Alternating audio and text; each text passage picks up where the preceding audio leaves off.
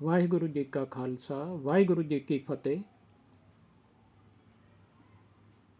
श्री हरकृष्ण ध्याइए जिस डिठे सब दुख जाए, गुरु तेग बहादुर सिमरिए कर नो निध आवे ताए, सब थाई होए जी सहाय।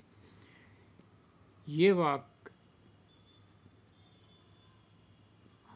यह बताता है कि श्री गुरु तेग बहादुर जी सिमरने से, नाम सिमरने से उनका घर में 9 निधियाँ 18 सिद्धियाँ आ जाती हैं।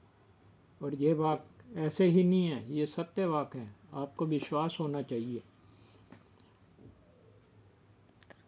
अब श्री गुरु तेग बहादुर जी जब इनको गुरु गद्दी मिली तो ये पंजाब से चले।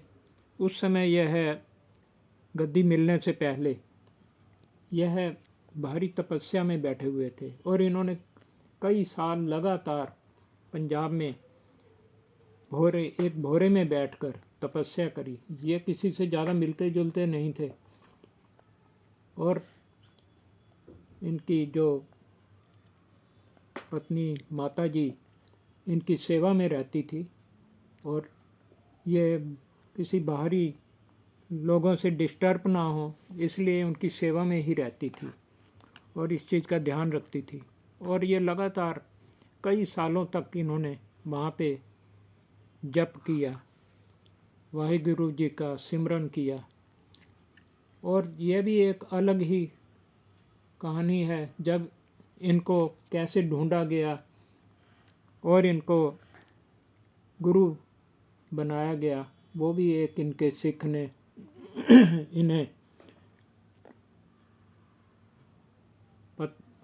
इन्हें पता करके कि यहाँ पे कौन सच्चा गुरु है, क्योंकि उस समय बहुत से पखंडी गुरु वहाँ पे विराजमान थे।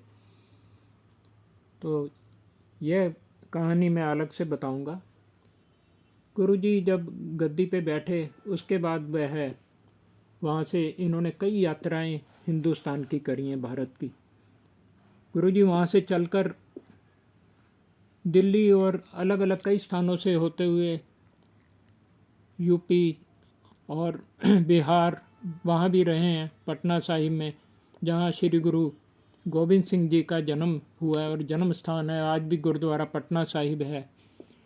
और वहाँ से गुरुजी असम तक गए हैं रास्ते में चलते हुए, क्योंकि वो लोगों के दुख दर्द सुनते हुए उनकी समस्याओं का हल करते हुए चले हैं। और शायद बंगाल तक भी गए हैं, देश के कई भागों में गए हैं। और जहाँ भी कोई आपस में मतभेद थे, राजे महाराजाओं के आपस में लड़ाई झगड़े थे, उसको भी उन्होंने निपटाया। और जब गुरु गोविंद सिंह जी का जन्म हुआ उस समय गुरुजी शायद असम में थे और वहाँ के जो राजा थे उनका आपस में दूसरे राजाओं के साथ आपस में झगड़ा चल रहा था, लड़ाई चल रही थी, तो गुरुजी ने उसको भी सुलझाया।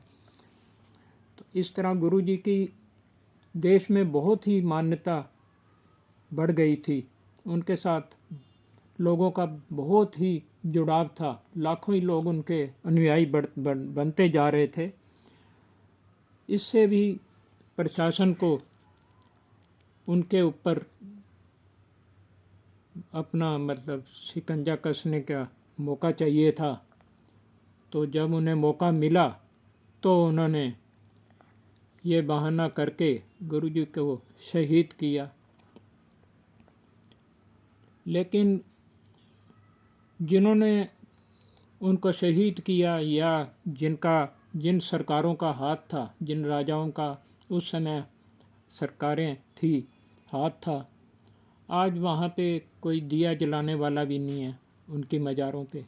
लेकिन गुरुजी के अनुयायी जो हैं वो आप देख लीजिए, वो आज भी गुरुद्वारा रकाबगंज साहिब में उनकी 7वीं 8वीं या उसके आगे की पीढ़ियों के बच्चे आते हैं।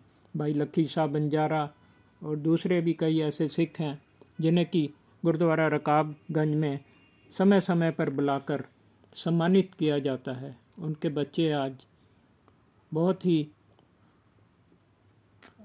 संपन्न हैं। तो यह भी एक गुरु जी की शक्ति है। और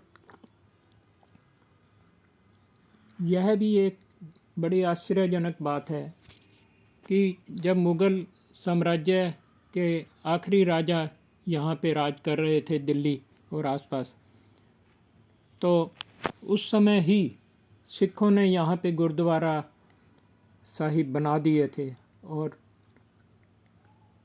ये जो इलाका है आपको पता ही है, दरियागंज और ये चांदनी चौक का इलाका, यहाँ पे गुरुद्वारा शीशगंज साहिब के झंडे भी झुला दिए थे।